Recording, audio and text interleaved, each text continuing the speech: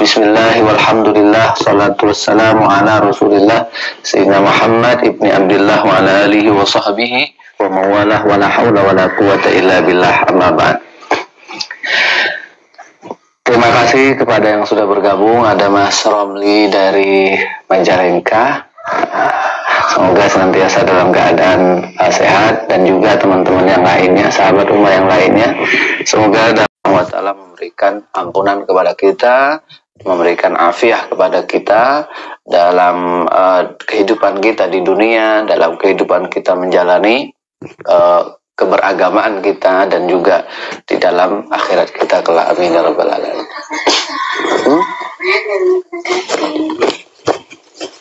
Di sini.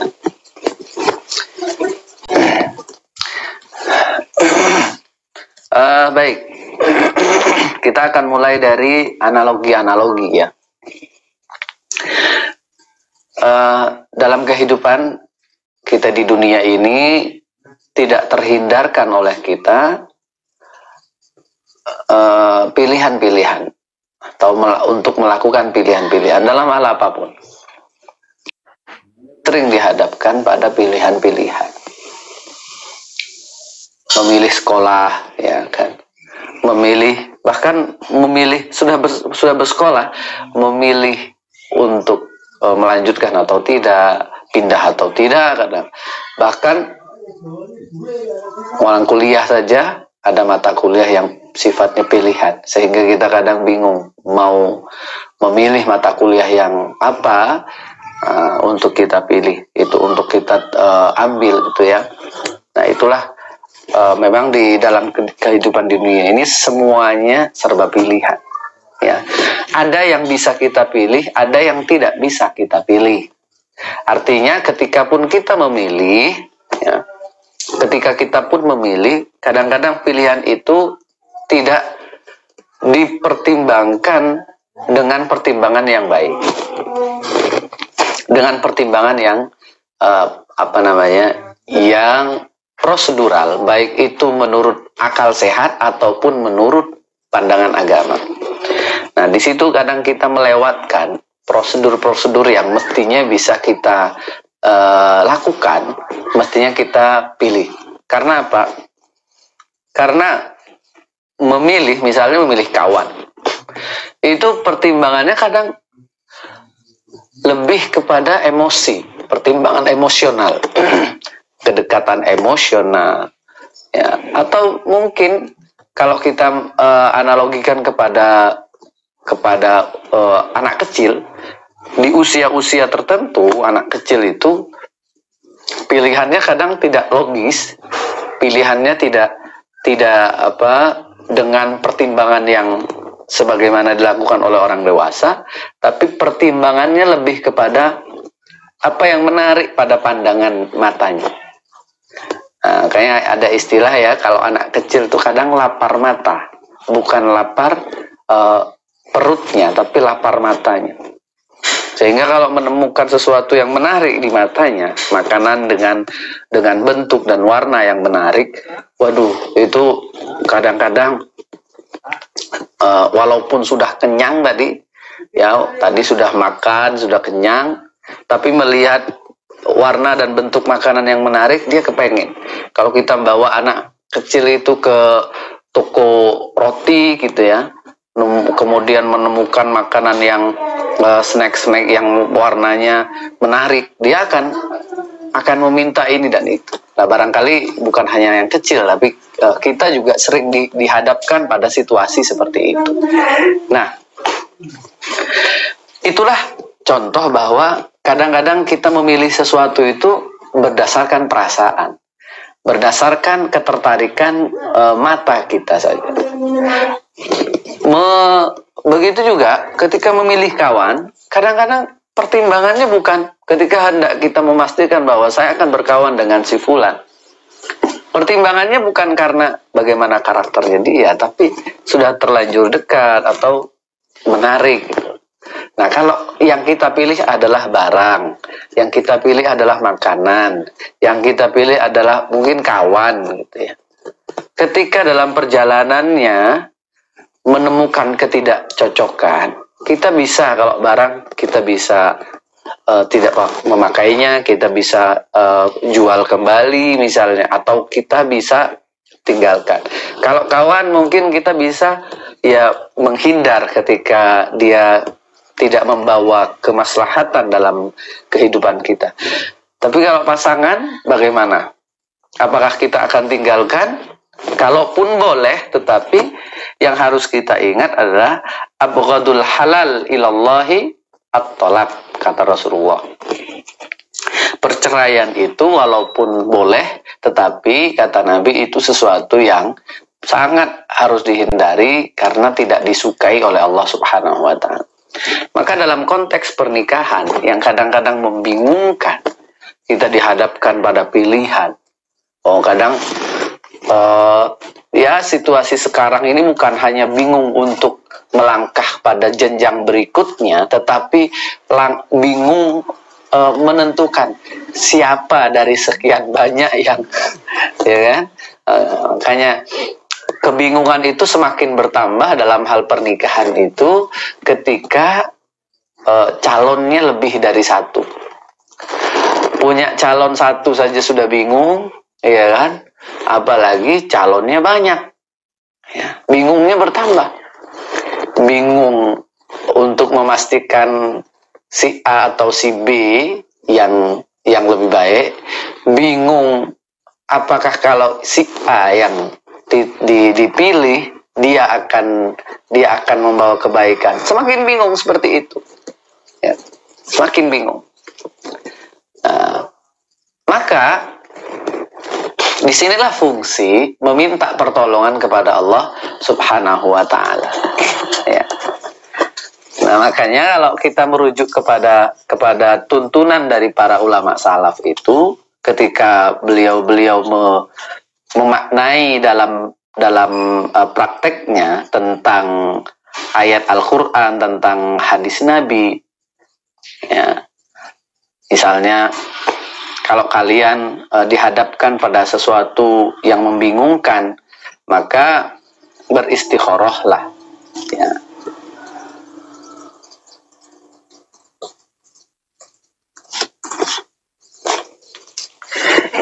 Karena kita sering bingung, memilih pasangan itu kayak apa ya? Memilih pasangan itu kayak memilih sesuatu yang gaib. Ya kan? Ya, walaupun secara fisik nampak ini, wah ini misalnya secara fisik ya, wah ini cocok nih ganteng, wah ini cocok nih, ini cantik. Karena pernikahan itu bukan hanya sekedar fisik. Makanya begini,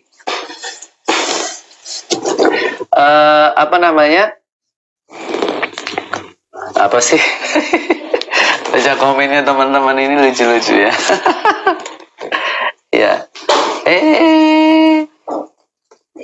Iya, ini bangun dia. Sebentar ya.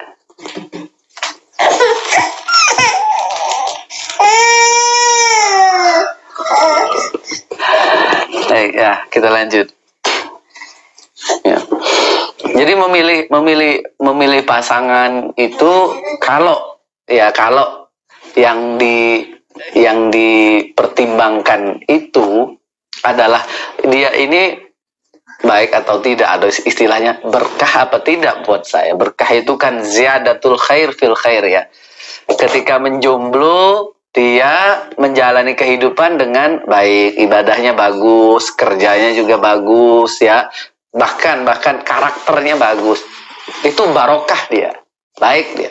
Tapi begitu menikah, apakah pasangannya akan membawa berkah kepada dia, sehingga yang tadinya dia sudah baik ibadahnya, kerjanya baik, semangat dia, bahkan belajarnya juga baik, ya karakternya baik.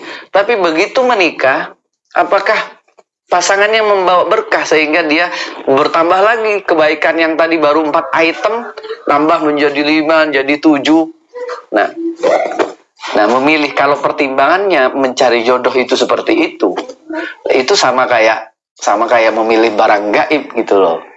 Sehingga itu tidak bisa hanya mengandalkan mata lahir saja. Itu tidak bisa. Ya, kenapa? Ya karena gaib tadi itu. Nah, makanya ini banyak makanya ya. Gini, menikah itu mestinya tujuannya dinaikkan, motifnya itu dinaikkan. Ya, saya sering menyimpulkan begini dalam kajian-kajian tentang fikih pernikahan itu. Kenapa sih Nabi itu memotivasi kita kalau menikah itu harus karena Allah? Karena kalau hanya karena tujuan-tujuan yang di bawahnya, levelnya yang duniawi, materialistik gitu ya, saja ya. Kalau tujuannya hanya itu saja, itu akan melelahkan.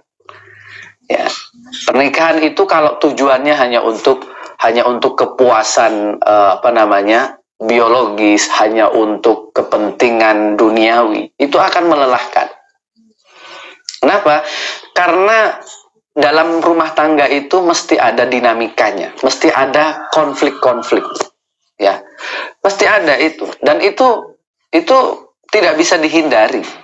Apalagi kelas-kelas manusia biasa yang bukan nabi, ya bukan wali gitu. Kenapa? Karena yang jelas dalam pernikahan itu ada dua latar belakang yang berbeda, baik secara sosial, pendidikan, ya, ataupun secara kultur. Itu pasti berbeda. Kultur itu tidak hanya dalam ruang lingkup yang besar ya, kultur ras misalnya. Tidak. Bahkan kultur keluarga, kebiasaan dalam keluarga. Itu walaupun satu kampung, bahkan walaupun masih ada ikatan keluarga, masih saudara. Tapi kalau sudah dalam satu rumah dengan rumah lainnya, itu bisa memiliki kebiasaan yang berbeda. Nah, itu yang harus kita sadari ketika kita hendak memilih pasangan. Yang harus kita tanamkan betul dalam kepala kita adalah kita beda sama dia, saya beda dengan dia. Supaya apa? Ini harus bukan hanya saya sama dengannya. Kadang orang kalau sudah kasmaran itu kan semua dibenarkan. Wah, ini ada kesamaan. Tidak. Kalau menurut saya justru yang harus kita jadikan pondasi, jadikan dasar itu justru kesadaran bahwa saya beda dengan dia. Ya. Supaya apa? Kita siap menerima perbedaan itu. Tapi kalau sejak awal kita tutup-tutupi perbedaan itu, begitu muncul perbedaan yang sebenarnya, kaget nanti, shock nanti. Begitu perjalanan pernikahan dapat setahun, ya 2 tahun, loh kok kayak gini toh karakternya, loh kok malah seperti ini tuh aslinya, loh gimana? Sejak awal sudah harus ditanamkan bahwa saya sama dia beda, tetapi saya siap menerima perbedaan itu. Baru nggak kaget nanti ketika dalam perjalanan berkeluarga itu, oh ternyata dia nggak sama loh kayak waktu masih PDKT dulu. Nah, itu harus kita tanamkan. Nah, kalau kita mencari yang sama sejak awal, sampai kiamat nggak nikah itu. Ya. Jadi jangankan berbeda suku, berbeda kampung, bahkan berbeda rumah pun itu bisa beda.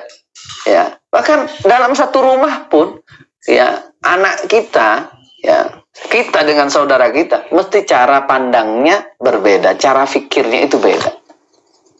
Nah, jadi kalau memaksakan kesamaan itu, manusia itu sama dengan manusia lainnya, satu orang dengan orang lainnya itu bisa sama. Itu kalau ketemu paling dalam satu hal saja. Dari sekian banyak, ada kesamaan, ada perbedaan, pasti itu. Itu sunnatullah ya. Jadi ikhtilafu alwanikum wa alsinatikum dalam Al-Quran. Itu simbol yang harus kita baca secara luas ya, bahwa perbedaan kulit, perbedaan warna kulit, perbedaan lidah itu simbol saja. Ya, simbol bagaimana maksudnya? Orang berbeda lidahnya, bukan hanya bahasanya, tapi orang berkata itu kan, perkataan itu berangkat dari pemahaman, berangkat dari akalnya, berangkat dari latar belakang pendidikannya, intelektualitasnya. Sehingga apa yang disampaikan oleh dia itu mesti bergantung pada apa yang ada di kepalanya. Jadi kata-kata waqtilafu alsinatikum, perbedaan bahasamu, lidahmu, ucapanmu, itu menandakan bahwa manusia itu memang tidak ada yang sama. Ya, tidak ada yang sama. Mesti ketemu dengan perbedaan itu. Tetapi selama ini kalau ada orang bisa berjalan bersamaan, itu karena ada titik-titik kesamaan yang bisa, atau titik-titik perbedaan yang bisa dimaklumkan dan bisa ditoleransi. Sehingga balik lagi tadi, kalau orang kepengen mencari pasangan yang sama persis, itu sampai hari kiamat tidak akan ia jumpai. Yang harus disiapkan dan harus dia pasang dalam pikirannya adalah bahwa dia berbeda dengan saya, tetapi saya bersiap menerima perbedaan itu. Itu penting, itu harus digarisbawahi. Ya. Karena dia siap menerima perbedaan itu, maka perbedaan itulah, kalau selama perbedaan itu tidak menentang pada akal sehat dan syariat, maka biarkan saja supaya ada warna.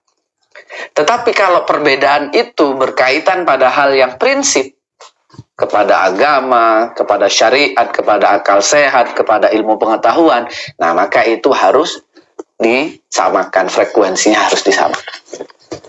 Ya. Jadi pernikahan itu bukan untuk memilih yang sama, karena kalau memilih yang sama ya nikah dengan diri sendiri lah, gitu kan. Pernikahan itu bukan untuk memilih yang sama dengan, wah ini sama banget dengan saya, jangan-jangan kamu cinta pada dirimu sendiri. Ya. Tidak ada manusia yang sama itu, pasti beda. Ya, dan itu harus kita pasang betul dalam pikiran kita supaya kita ndak memaksa diri, ndak menyiksa diri. Yang golek jodoh, cari jodoh kok yang sama persis dengan dirinya, ya berarti dia nikah dengan bayang-bayangnya sendiri. Nggak apa-apa menikah dengan orang yang berbeda cara fikirnya, berbeda cara pandangnya, asal gitu kan. Perbedaan itu tidak pada hal-hal yang prinsip dalam kehidupan kita, dalam agama kita, dalam akal sehat menurut urufnya, menurut umumnya manusia, menurut pertimbangan ilmu pengetahuan. Ya. Nah itu tadi, itu baru satu item ya, atau belum masuk ya, tentang bagaimana pentingnya istikharah. Di antaranya tadi itu, supaya kita tidak bingung, tidak terjebak kepada pilihan yang didasarkan kepada perasaan saja, tidak didasarkan kepada rasionalitas kita, kepada akal sehat kita. Ya. Karena apa yang dikatakan oleh Rasulullah SAW, pernikahan itu motifnya harus tinggi, bukan motif fisik saja. Karena motif fisik itu paling ya untuk kepuasan biologis saja, kepuasan keinginan atau hasrat seksualitas saja. Dan itu melelahkan sebenarnya. Kenapa?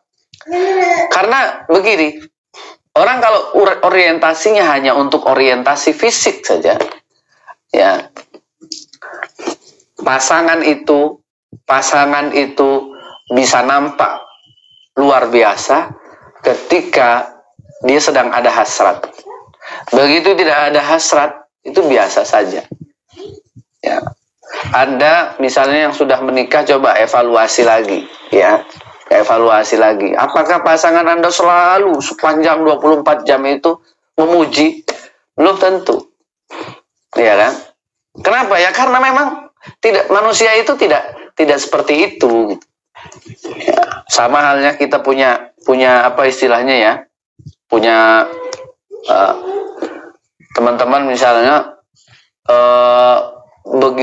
pengen beli motor. sebelum beli motor itu sudah browsing dulu nih, fitur-fiturnya apa yang dimiliki oleh motor itu, sampai ke bawah mimpi gitu kan. Begitu dibeli, ada di rumah, ya berapa lama sih ngelus-ngelus motor itu, berapa lama sih mantengin motor itu, ya akhirnya tidak kepada tampilannya kan, tapi lebih kepada fungsinya. Ya, menikah juga demikian. Anda ketika hendak menikah dengan orang yang Anda lihat itu cocok, yang Anda lihat secara tampilan fisiknya itu kan di awal-awal, iya kan? Ketika hendak menentukan pilihan, menjatuhkan pilihan itu yang dilihat. Oh ini ya, ini kayaknya begini, kayaknya begini. Kalau dari sisi fisik, begitu menjatuhkan pilihan kepada dia, sudah menikah, nanti dalam perjalanan pernikahan itu kan tidak hanya dilihat, tapi juga dirasakan. Dirasakan dalam artian itu ketika menjalani kehidupan berkeluarga bersama, maka perasaan bagaimana situasi, bagaimana proses perjalanan kehidupan itu bisa bergandengan, beriring bersamaan. Itu yang akan dinilai berikutnya, bukan lagi hanya pada fisik saja. Ya, itu ya. Saya kira itu analogi-analogi yang sangat sederhana ya, yang untuk bisa difahami tentang bagaimana latar belakang memilih calon itu, supaya tidak terjebak kepada sesuatu yang merepotkan kita sendiri, membuat kita kelamaan berpikir. Ya. Pasang dalam pikiran kita bahwa dia beda sama saya, tapi saya siap menerima perbedaan itu sepanjang tidak pada hal-hal yang prinsip dalam kehidupan saya. Ya. Tetapi mestinya memang kesadaran seperti ini dimiliki oleh kedua belah pihak. Kalau Anda saja yang memiliki kesadaran bahwa dia beda dengan saya, dia tidak, ya tidak ketemu di situ. Makanya kalau konseling pranikah itu kan mesti sepasang-sepasang. Ya, nanti kapan-kapan deh kita bahas tentang konseling pranikah, karena memang di dalam agama Islam itu, ya ini yang kurang. Konseling pranikah itu kurang, ya kurang digalakkan, kurang digiatkan. Ya, padahal kalau misalnya di Kristen gitu ada itu konseling pranikah, bahkan ada sekolah pranikah itu ada sampai dalam kurun waktu tertentu. Dan di dalam agama Islam kadang-kadang tidak ada. Mungkin pernikahan itu yang penting memenuhi syarat dan rukun saja, sehingga yang penting syaratnya, yang penting rukunnya sudah terpenuhi, sudah selesai. Apa rukun nikah itu? Ya ada 2 mempelai, ada walinya, ada saksinya, ada akadnya atau ijab kabulnya, selesai. Padahal bukan itu. Justru pernikahan itu yang jauh lebih penting daripada rukun itu adalah ketika proses penghalalan itu selesai, maka perjalanan berikutnya itu yang penting. Sehingga kalau kita kepengen pernikahan itu mendapatkan pasangan atau hidupnya semakin berkah, maka kata Nabi itu, kata beliau berpesan, man nakaha wa ankaha lillah istahaqqa wilayatallah. Ya. Jadi pernikahan itu motifnya harus motif ibadah. Harus motif tujuannya untuk mendapatkan apa? Keridhaan dari Allah Subhanahu wa taala. Bukan dengan tujuan-tujuan yang rendah ya. Karena kalau menikah itu tujuannya karena Allah Subhanahu wa taala, jaminan yang disampaikan oleh Nabi itu istahaqqa wilayatallah, mendapatkan pertolongan dari Allah Subhanahu wa taala. Sebentar ya, saya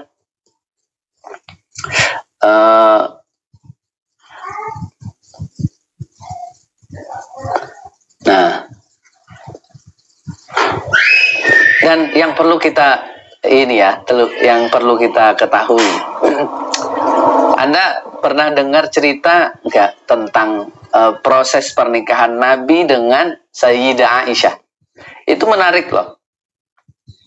Ya, proses pernikahan Nabi dengan Sayyidah Aisyah itu menarik sekali.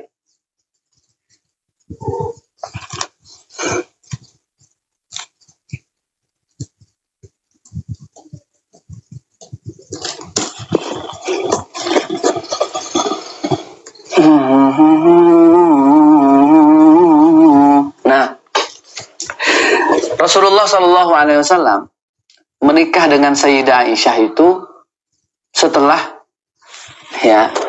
beliau menduda cukup lama. Cukup lama Rasulullah itu menduda pasca meninggalnya Sayyidah Khadijah. Ya, cukup lama loh. Kita hitung saja. Apa nih ya? Ada buku Aisyah kayaknya. Ketika Rasulullah itu, ini ada nih. Nah, ini penting ya, ini penting. Saya kira ini sangat penting supaya kita bisa tahu sejarahnya. Materi kajian Aisyah Ummul Mukminin. Nah, ini. Saya merujuk kepada bukunya ini ya, Syekh Said Ramdhan Al-Buti ketika menulis tentang biografi Sayyidah Aisyah. Buku ini buku yang fenomenal, buku ini adalah buku yang penting. Ya, sebab apa? Waalaikumsalam Mas Ahmad. Sebab apa kok penting? Karena buku ini direstui oleh Sayyidah Aisyah. Ya, ceritanya kan gitu. Ketika Syekh Said Ramdhan Al-Buti menulis buku ini, Sayyidah Aisyah rawuh secara ruhaniyah kepada putrinya, mengucapkan terima kasih atas karya tulis Syekh Said Ramdhan Al-Buti ini tentang beliau. Kenapa? Karena tulisan ini ditulis sebagai bentuk kecintaan dan pembelaan Syekh Said Ramdhan Al-Buti kepada Sayyidah Aisyah Ummul Mukminin.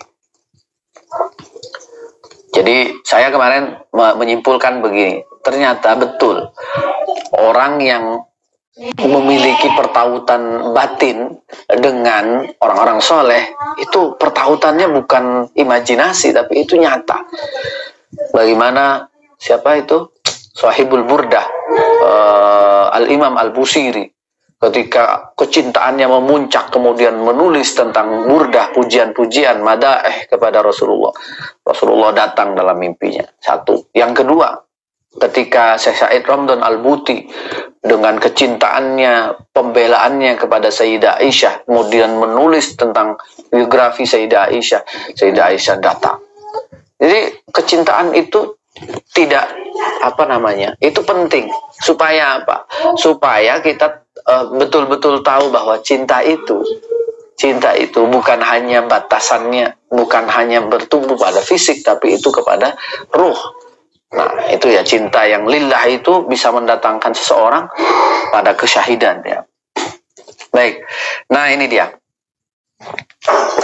Rasulullah itu menikah dengan Sayyidah Aisyah itu prosesnya juga lama. Bahkan bukan karena pilihan Nabi. Ya, itu pilihan dari Allah Subhanahu wa taala. Bahkan jauh sebelum Sayyidah Khadijah itu meninggal, Rasulullah sudah dapat isyarat bahwa beliau itu akan menikah dengan Aisyah itu. Padahal umurnya jauh, ya. Mana ya? Nah, ini dia. Ummu Ruman ini adalah seorang perempuan janda yang dia sudah beriman kepada Allah dan Rasulnya. Kemudian dia ini merasa kasihan kepada Nabi. Karena pasca meninggalnya Sayyidah Khadijah, ya, Rasulullah itu tidak juga menikah. Ya, kurang lebih ada 10 tahun ya Rasulullah itu sendiri. Atau beberapa tahun lah ya.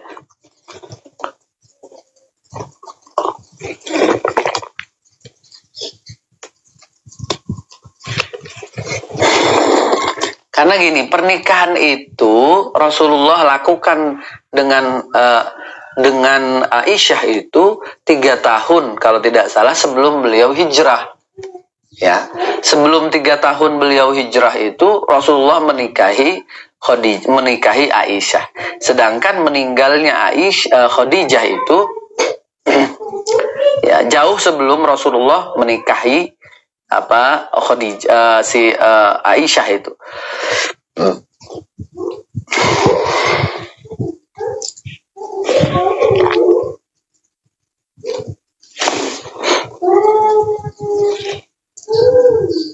Ya ini ya.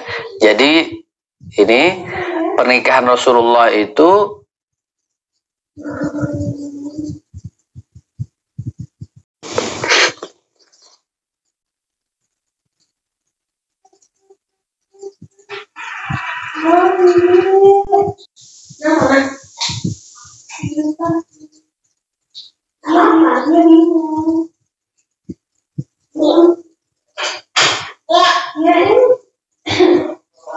nah justru mungkin yang terlewat di sebagian kita, menikah dengan Aisyah itu bukan langsung kepada Aisyah ya, tapi masih menikah dengan Saudah dulu. Saudah dinikahi oleh Rasulullah pada bulan Ramadan tahun 10 kenabian. Tahun 10 kenabian. Qabla zawajihi min Aisyah bisalasi sanawat takriban. Bahkan lebih dulu 3 tahun sebelum menikah dengan Aisyah. Baik, yang hendak saya sampaikan begini. Pernikahan Nabi sendiri itu atas pilihan-pilihan Allah melalui isyarah-isyarah dalam mimpi beliau. Bahkan kalau tidak salah sampai 3 kali Nabi itu mendapatkan isyarah. Nah, Nabi saja ketika menikah itu juga menunggu kepastiannya itu dengan isyarat. Lah kalau kita hari ini bagaimana? Baik, kalau di dalam tradisi para ulama salaf kita, terutama di kalangan para ulama pesantren ya, ada namanya itu istikharah ya. Istikharah itu penting supaya kita bisa lebih mantap lagi ketika hendak memilih, memantapkan pilihan kita. Kalau tidak hendak memilih berarti memantapkan pilihan kita. Ya. Ketika kita hendak memantapkan pilihan kita, maka kita di situ istikharah. Nah, kita dalam situasi seperti sekarang, ya, informasi. Jadi kan itu berkaitan dengan informasi ya. Istikharah itu hendak melengkapi, memantapkan informasi. Informasi yang kita bisa lakukan hari ini adalah dengan cara melihat. Ya, melihat karakternya itu dari kesehariannya. Kalau dalam istilahnya Al-Imam Syafi'i ya, kalau kita hendak memilih kawan saja, kawan ya. Ketika kita hendak memilih kawan, maka baik dan tidaknya dia, kita bisa melihatnya dari kawannya dia juga. Ya. Anil mar'i la tas'al wasal an qarini ya, fa innal qarina bil muqarini yaqtadi, kata beliau. Kalau kita hendak memilih kawan, apakah dia baik atau tidak, kita lihat komunitasnya dia, kita lihat perkumpulannya dia, kita lihat orang-orang dekatnya dia. Kalau orang-orang dekatnya dia baik, ya komunitasnya adalah orang-orang yang baik, ada kemungkinan besar bahwa dia juga orang baik. Ya, ada kemungkinan besar bahwa dia adalah orang baik juga. Nah, begitu juga tracking yang harus kita lakukan hari ini seperti itu. Coba dikomplitkan. Ya, orang calon yang hendak dicari itu dia ini baik atau tidak. Coba cari komunitasnya, cari kawan-kawannya. Ya. Nah, kalau bahasa Nabi kan gini kan, tungkahul mar'a li arba'atin atau li arba'in. Ya, saya memaknai lebih luas lagi, lebih luas maksudnya bukan hanya berlaku pada perempuan, karena perempuan juga memilih, ya, perempuan juga memilih. Ketika hendak memilih pasangan, maka pertimbangkan 4 hal. Di antaranya adalah apa? Linasabiha. Nah, linasabiha itu maknanya bukan hanya tentang keluarga saja, tapi itu lingkungan, environment-nya, ya. Environment itu penting, lingkungan itu penting. Ini lingkungannya seperti apa? Karena lingkungan itu, ya, itu akan memiliki kontribusi besar untuk membangun karakter seseorang. Sehingga dalam hadis kullu mauludin yuladu alal fitrah fa abawahu, itu oleh para ulama dimaknai bukan hanya keluar, bukan hanya bapak dan ibu, tapi itu lingkungan, itu simbolik ya, bahasa simbolik.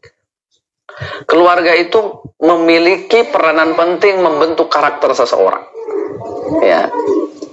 Anda menikah dengan si fulan ya, itu saya sampaikan tadi di awal, jangan Anda kepedean bahwa dia bisa Anda rubah sesuai dengan karakter Anda. Belum tentu. Ya, karena apa? Karena dia lebih lama hidup dengan lingkungan awal, lingkungan sebelum Anda. Dan kita tahu ya, dalam dalam mahfuzat itu disebutkan dalam terjemah Indonesianya, belajar di waktu kecil seumpama mengukir di atas batu, sedangkan belajar di waktu sudah dewasa sama halnya dengan mengukir di atas air. Ya. Apa maksudnya? Maksudnya apa? Maksudnya karakter orang yang kita pilih itu sudah terbentuk, terukir di lingkungan dia tumbuh pada masa kecilnya. Dan ketika kita meminangnya di saat dia sudah jadi kan? Dia jangan harap Anda ya kan? Coba deh. Ini menarik ya. Menariknya apa? Kita selalu mencari pasangan itu, memilih pasangan itu yang sudah jadi. Udah pinter, ya kan? Mesti itu. Wah, yang kita cari itu, wah ini sudah keren, ini sudah jadi. Iya kan? Nah, coba deh. Dijawab itu. Ini kita sambil langsung diskusi aja. Nggak perlu nanti ada ada sesi. Ya, kita nyampur saja langsung. Ya. Ini sudah dijawab sama Mas Taufik ini. Ya, betul. Ya, Mas. Memang begitu kan?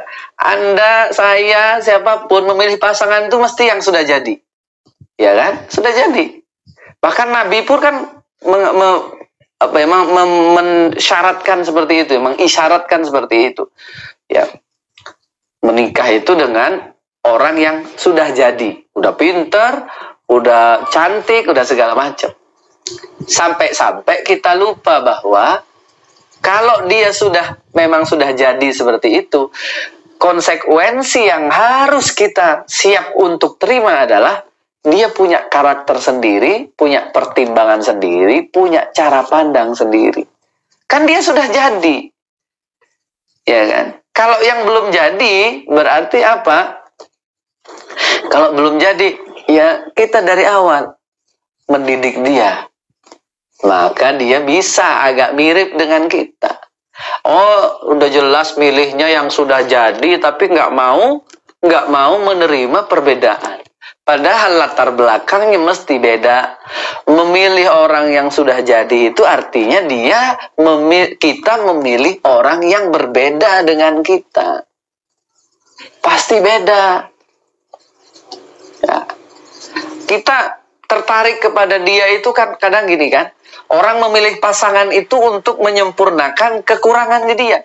Artinya, ketika memilih pasangan itu kita sudah sadar bahwa di sisi ini loh saya kurang. Sedangkan orang yang dipilih itu mungkin menarik, mungkin membuat dia terpukau. Karena ada yang tidak dia miliki, terdapat pada orang yang hendak dipilih itu. Ya. Ada pada orang yang hendak dipilih itu. Begitu dia dipilih, maka yang harus kita tanamkan dalam pikiran kita, dia beda dengan saya. Ya, dia beda dengan saya. Supaya apa tadi, balik lagi, perbedaan itu harus kita terima, ya, dan kita siap menerimanya. Ya, perbedaan itu harus kita terima dalam artian kita akui bahwa dia memang beda dengan saya, tapi saya siap menerima. Kalau tidak, maka nanti dalam perjalanan ketika perbedaan itu terungkap, ya, itu akan goncang.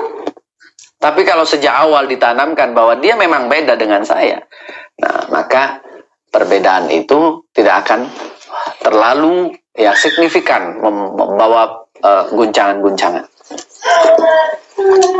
Baik ya, untuk teman-teman semuanya yang ada yang materi saya yang mungkin hendak dikonfirmasi, silahkan ditulis di komentar ya. Saya garis bawahi tadi, ketika kita memilih pasangan, maka kita biasanya memilih yang sudah jadi. Ketika memilih yang sudah jadi, maka tentu itu pasti berbeda dengan kita. Ketika kita memaklumi perbedaan itu, maka kita harus siap menerima dampak dari perbedaan itu dalam perjalanan berkeluarga itu. Nah, istikharah itu fungsinya adalah untuk memantapkan, bukan untuk mencari kesamaan. Ya. Ya, baik. Pertanyaannya adalah kapan waktu yang baik untuk melakukan sholat istikharah? Ya. Fasenya itu yang harus kita perhatikan. Ya, saya mendengar dari guru saya, Kiai Haji Ahmad Asrari Al-Ishaqi, bahwa beliau menyampaikan begini, dalam teori mimpi, beliau menjelaskan tentang teori mimpi. Waktu itu beliau menjelaskan tentang bagaimana seseorang bisa bermimpi Rasulullah SAW, sedangkan dia tidak pernah memikirkan Rasulullah, tidak pernah membaca sirahnya Nabi. Hampir tidak mungkin seseorang bermimpi. Karena apa? Mimpi itu bisa dikonstruksi, bisa dibangun oleh alam bawah sadar kita. Contoh gini, sebelum kita tidur, kita sudah kepikiran. Biasanya, apa yang kita pikirkan itu sampai ke bawah dalam mimpi. Nah, dalam perjalanan mencari jodoh tadi, kalau kita sudah sering memikirkan si fulan, calon itu, ya, kepikiran itu kalau pakai teori Nabi kan, man ahabba syai'an kasura min zikri. Orang yang sudah jatuh cinta terhadap sesuatu, terhadap seseorang, dia akan sering memikirkannya. Nah, kalau sudah terlanjur jatuh cinta, agak sulit untuk beristikharah itu. Karena apa? Kalau istikharah untuk memilih ya, ini baik atau tidak. Karena kadang-kadang mimpi yang muncul dalam istikharah itu bawaannya adalah bawaan keinginan, bawaan dari rencana-rencana kita, bawaan dari pembelaan kita, pembenaran kita terhadap seseorang yang hendak dipilih itu. Nah, kalau seperti itu, isyarahnya bukan isyarah yang murni, tapi isyarah yang bercampur dengan kepentingan kita sendiri. Nah, sehingga kadang-kadang harus harus meminta bantuan orang tertentu yang tidak punya kepentingan seperti kita untuk mendapatkan isyarah. Sehingga kalau saya simpulkan sebagai jawaban, kapan kita istikharah itu ketika kita sudah sudah menemukan calon dan dia dipastikan ya mau istikharah. Kalau mengistikharah sesuatu yang nggak mau, seorang yang nggak mau kan ya ya boleh saja mengistikharai dia, tapi pastikan bahwa dia masih kosong gitu kan, dia masih kosong. Paling tidak istikharah yang baik itu adalah sebelum kita betul-betul jatuh cinta kepada dia, istikharah dulu ya. Kalaupun misalnya sudah terlanjur jatuh cinta, mintalah bantuan kepada orang-orang yang bijak ya, orang yang wara, yang hati-hati. Jangan minta bantuan sama kawannya yang juga ngincer dia ya, nanti ditikung kan celaka gitu ya. Jadi itu ya, jadi kapan waktu yang terbaik untuk istikharah itu Usahakan sebelum kita betul-betul jatuh cinta, tetapi pastikan dulu bahwa dia masih kosong. Ya, kalau dia sudah punya pasangan, apalagi pasangan itu permanen ya, sudah menikah, jatuh cinta kepada orang yang cantik, perempuan cantik, lelaki tampan, tapi ternyata dia sudah punya pasangan, ya kan kecelek nanti. Nah, istikharah itu bisa dilakukan secara ada macam-macam ya, ada dengan cara sholat, bahkan sebagian ulama itu, sebagian kiai, sebagian orang sepuh melakukan istikharah itu dengan istikharah Quran. Ya, bagaimana caranya? Caranya adalah dia mencari isyarah dalam Al-Quran itu, dia buka, ya. Jangan mundur alon-alon, maju tak gentar ya. Orang mau menikah itu maju tak gentar, apapun rintangannya. Yang penting dia bukan makhtubah, bukan calon orang, belum dilamar oleh orang lain, bukan istri orang, ya. Maju saja sepanjang dia masih kosong, ya. Kalau urusan yang lain itu bisa dirembuk. Ya, yang jelas dia beda. Ya, makanya 4 hal yang diisyaratkan oleh Nabi itu perbedaan semua itu. Ya, menimbulkan perbedaan. Tungkahul mar'ali arba'in li jamaliha. Ya jelas dong, dia beda fisik dengan kita. Kita mesti nyari yang lebih dari kita. Itu jelas, itu tidak usah dibantah. Ya.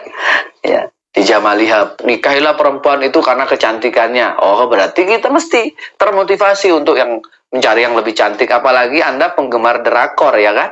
Nyarinya yang wajahnya rodo-rodo artis-artis Korea, ya. Padahal Anda artis Korea, gitu. Li jamaliha. Kemudian linasabiha, nyari jadi sisi keluarga. Mesti yang dicari itu lebih, anaknya, ini bapaknya, ini orang luar biasa, orang hebat, misalnya. Mesti lebih, ya. Apalagi? Li jamaliha, linasabiha, lidiniha. Ya, mesti yang dicari itu juga itu. Nah, sorry. Menarik ya kalau kita realistis ya. Orang mencari pasangan itu, kan kata Nabi, karena agamanya, karena keluarganya, karena fisiknya, karena ekonominya. Yang sering dimaklumi itu dan tidak menjadi utama, kadang-kadang agamanya. Iya kan? Mencari yang lebih cantik, yang lebih fisiknya lebih sempurna dari dirinya, mencari yang latar belakang keluarganya lebih hebat dari dia.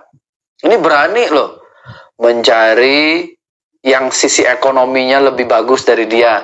Tapi begitu tentang agamanya, kadang-kadang ini tidak penting, dianggap tidak penting.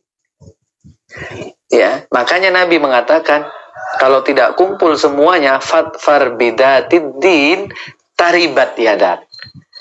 Kalau engkau memprioritaskan urusan agamanya, kamu nggak bakalan capek, nggak bakalan repot.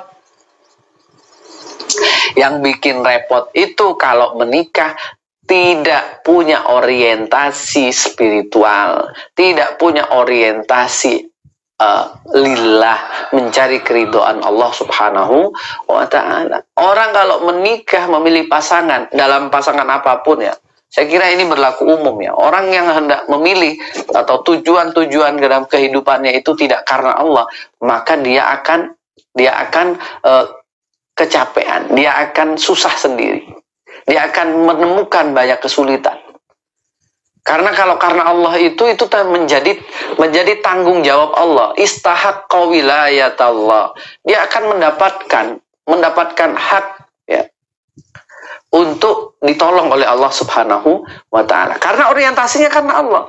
Tapi kalau orientasinya tidak karena Allah, ya jangan berharap mendapatkan pertolongan dari Allah Subhanahu wa Ta'ala. Karena dia memang tidak bertujuan untuk mendapatkan keridhaan dari Allah.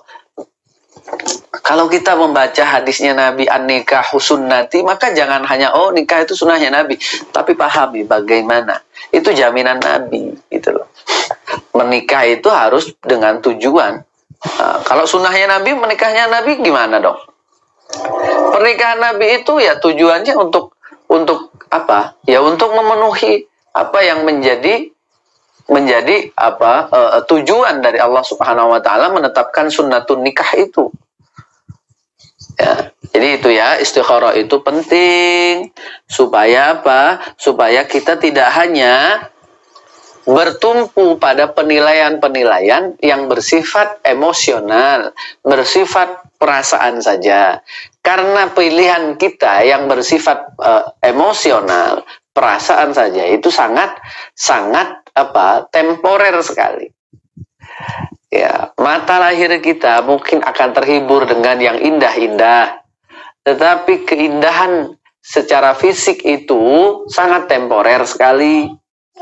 Keindahan fisik itu apabila tidak dibersamai dengan keindahan psikis, keindahan psikologis, itu akan membawa beban psikologis juga kepada kita.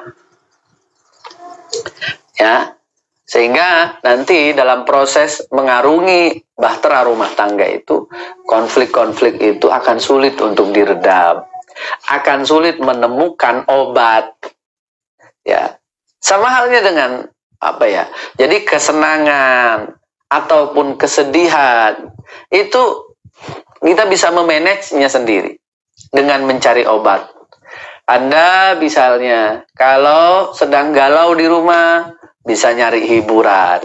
Nah, ketika hiburan itu Anda merasa cocok, Anda temukan, maka kegalauan itu hilang. Kan gitu kan? Artinya apa? Kita harus bisa menemukan obat atas kegalauan kita dalam rumah tangga. Ketika ada masalah, ya, menimbulkan konflik, bisa tidak kita mencari titik tertentu yang bisa kita jadikan obat untuk meredam emosi dan konflik itu? Bisa tidak? Nah, itu dari awal sudah harus kita siapkan. Ya. Iya.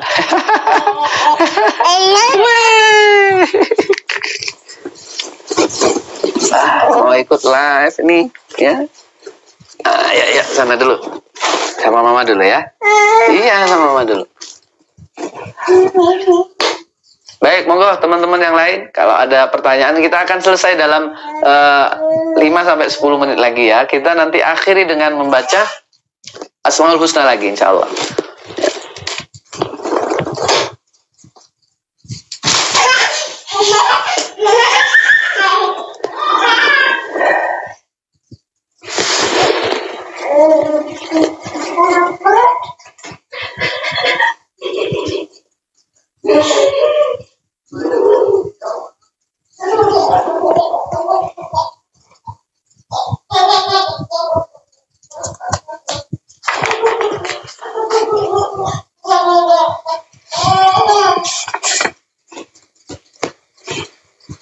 Semoga ada yang bisa disimpulkan ya. Supaya apa namanya, ya itu tadi, supaya teman-teman yang hendak ya, walaupun corona pernikahan tetap jalan ya, pernikahan tetap jalan. Yang sudah punya rencana dari sejak lama, justru sekarang ini kalau pertimbangannya itu pertimbangan ndak bisa mendatangkan orang banyak segala macam. Nah, sekarang waktu yang tepat nih untuk menikah. Jadi corona itu bisa jadi berkah ya. Kalau misalnya selama ini khawatir ya nggak cukup biayanya untuk jamuan orang banyak, ya sekarang ini menikahnya sekarang ini ya cukup dengan keluarga inti dan mungkin beberapa orang pilihan ya, tamu-tamu undangan tertentu yang bisa diundang gitu ya. Ya, nah itu tadi ya kan, sesuatu yang nampaknya tidak baik, tapi bagi orang yang bisa berpikir cerdas itu bisa baik. Karena tidak ada keburukan yang ada di muka bumi ini yang tidak bisa diambil hikmahnya. Ya, kalau dalam bahasa Simtud Durar itu a'rifus syarr la lisyarr. Saya tahu tentang hal buruk itu ya bukan untuk mengkonsumsinya, untuk menjalaninya, tapi dari situ saya bisa belajar ya. Nah, artinya banyak apa namanya. Nah, tetapi gini, balik lagi ke dalam bab pernikahan tadi itu, kalau misalnya ada orang yang tadinya hendak pilih menjadi pasangan, kemudian diistikharoi dan hasilnya tidak seperti yang diinginkan, jangan kemudian muncul kebencian. Karena apa? Karena bisa jadi kalaupun Anda memaksa menikah dengan dia, nih, bukan hanya tidak baik buat Anda, tapi bisa jadi Anda juga nggak baik buat dia. Kalau nggak ketemu kebaikan itu, ya, kalau kebaikan itu nggak ketemu, nanti bukan hanya Anda yang menyesal, dia juga menyesal. Ini dua-duanya harus gaduh, kata orang Jawa itu, harus ketemu. Jadi kalau bisa istikharah dua-duanya, bukan hanya Anda. Saya istikharah hasilnya baik ini, lah dia istikharah hasilnya nggak baik, gimana coba? Ya kan? Jadi dua-duanya istikharah, ya. Atau yang satu pasrah, itu lain lagi. Kalau misalnya saya, Dek, Mas, misalnya ya, kepada calonnya, Mas, saya sudah melakukan istikharah, hasilnya itu baik sekali. Padahal pasangannya juga istikharah dan hasilnya buruk sekali. Lalu Anda egois, udah kamu nggak usah istikharah, biar saya aja, gitu kan? Enak aja, ya. Emang yang menjalani kehidupan situ aja, dua-duanya, ya kan? Nah, terutama bagi perempuan, ya, perempuan itu harus hati-hati betul menerima, ya. Ya, saya tidak hendak ngompori yang akhwat-akhwat ya, jangan cewek-cewek ya. Tapi itu penting. Menurut saya begitu. Perempuan itu ini dalam kultur kehidupan kita hari ini, terutama di Indonesia ya. Ketika dia sudah statusnya, mohon maaf ya, tidak bermaksud menyinggung. Ketika statusnya sudah pernah menikah, untuk menikah lagi itu memang tidak semudah ketika dia belum menikah. Nah, maksudnya apa? Jangan sampai menyerahkan ya, menyerahkan dirinya, menyerahkan status gadisnya kepada orang yang salah. Karena kalau misalnya nanti jatuh kepada tangan yang salah, kemudian tidak berlanjut, ya, Anda mungkin kepengin menikah lagi, itu agak sedikit lebih berat daripada sebelumnya. Karena orang Indonesia itu kan ya, kalau dengan status, mohon maaf, dengan status orang yang sudah menikah, itu agak memandang kurang memandangnya kurang gitu loh. Nah, bahkan bukan hanya bagi mereka yang belum pernah menikah loh ya. Ya, ada laki-laki hendak menikah dengan perempuan. Nah, perempuannya itu misal statusnya janda. Itu kadang tidak mudah diterima mungkin dia terima, tapi keluarganya, tapi kawan-kawannya, ya kan? Wow, dapat janda ya. Kayak dipandang sebelah mata. Ya, bahkan bukan hanya bagi laki-laki yang belum menikah, janda itu dilihat sebelah mata. Tapi bahkan kepada laki-laki yang sudah punya pasangan untuk poligami sekalipun, apa dia nyari yang janda? Enggak juga. Maka disinilah yang saya tidak sepakat bahwa poligami itu sunnah Nabi itu, karena prakteknya tidak melakukan kesunahan itu. Dia menikah nyarinya bukan armalah, bukan janda, tapi yang masih gadis seger-seger lagi. Istrinya sudah sepuh misalnya. Sunnah Nabi dari mana? Makanya kalau kata siapa itu Gus Baha, ya kan? Oh, ini pengen wayoh, pengen poligami, pengen nikah, ya bilang pengen aja, nggak usah bawa-bawa Nabi. Karena apa? Karena pasti sangat beda motifnya dengan Nabi. Pasti sangat beda. Jadi itu tadi saya hendak sampaikan bahwa terutama kepada saudari perempuan-perempuan ini, kepada saudari-saudari saya, sahabat-sahabat umat, perempuan-perempuan, jangan sampai salah ya memilih orang yang hendak diberikan hadiah terindah dalam hidup Anda, yaitu status bahwa Anda masih gadis, belum pernah menikah. Karena kalau salah memberikan hadiah terbaik itu, hadiah terindah Anda, sesuatu yang Anda miliki paling berharga pada orang yang salah, nanti repot, gitu kan. Nah, jadi kalau misalnya Anda sudah cocok dengan seorang laki-laki, justru yang harus istikharah lebih dulu itu perempuan, atau paling tidak dua-duanya istikharah. Jangan hanya yang laki-laki saja istikharah, tapi juga yang perempuan. Istikharahnya bisa dengan dua cara. Cara yang pertama adalah istikharah secara manual. Secara manual itu maksudnya tracking dia, seperti anjuran Nabi. Cari keluarganya seperti apa, kenali. Oh, kadang-kadang orang berdalil pacaran itu untuk lita'aruf, tapi ternyata nggak ada unsur ta'arufnya. Ta'aruf itu seperti apa? Ya cari keluarganya seperti apa, kenali keluarganya seperti apa, pendidikannya. Pokoknya harus dieksplorasi. Ya harus dieksplor, dicari, digali. Harus digali. Yang berkaitan dengan calon itu digali. Supaya nanti dia memiliki data yang memenuhi, data yang padat, data yang lengkap tentang calon itu. Ya. Jadi istikharah itu yang pertama. Yang kedua, kemudian istikharah dengan meminta petunjuk kepada Allah Subhanahu wa taala. Ada yang dengan cara mimpi, ada yang dengan cara Quran. Yang dengan cara Quran itu ada orang membuka ayat ya, dia sholat dulu, misalnya sholat sunnah dulu, kemudian dia buka Quran, minta petunjuk kepada Allah dengan cara apa? Dia baca 2 lembar, lembar kanan, lembaran kiri, kemudian dia hitung ya dengan isyarah huruf hijaiyah ya, shin dan kha. Shin melambangkan syarrun, kha melambangkan khairun. Ya, dia istikharah itu berdoa dulu kepada Allah, dia niatkan, ya Allah, kalau dalam lembaran ini nanti saya temukan, ya, itu bisa dilakukan berulang ya, bisa sampai kemudian dia yakin. Begitu dibuka yang pertama, di lembaran yang kanan itu berapa kha-nya, berapa shin-nya, begitu juga yang di kiri. Kalau dalam bacaan itu lebih banyak isyarah khairunnya, baiknya, nah, itu simpulkan bahwa oh ini baik. Kalau lebih banyak shin-nya, syarrunnya, maka ini tidak bisa dilanjutkan. Seperti itu ya. Jadi kita bisa lanjutkan pada pertemuan berikutnya. Kita akhiri dengan membaca Asmaul Husna. Mudah-mudahan menambah manfaat dan keberkahan kajian kita pada pagi hari ini.